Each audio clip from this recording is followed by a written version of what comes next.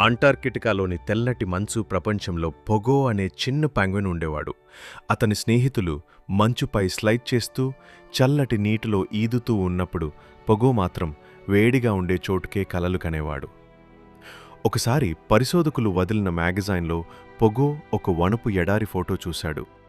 ఎత్తైన మడుగులు, బంగారు వన్నె. అక్కడే నాకిష్టమని అనుకున్నాడు. 3 తలపెట్టిన పొగో ఉత్తరానికి వెళ్లే విమానంలో దాచుకొని వెళ్ళాడు. ఎడారి నిజంగా అందమైనదే, కాంతివంతం, వెదురుతో నిండినది. కాని కొన్ని నిమిషాల్లోనే అతని ఫ్లిప్పర్లు కాలిపోయాయి. ఊపిరి తీసుకోవడమే కష్టంగా మారింది.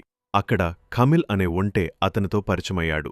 ఇది నీ స్థలం కాదు చిన్నోడా అని నవ్వుతూ చెప్పాడు. కమిల్ ఎడారిలో జీవులు ఎలా బతుకుతాయో చూపించాడు.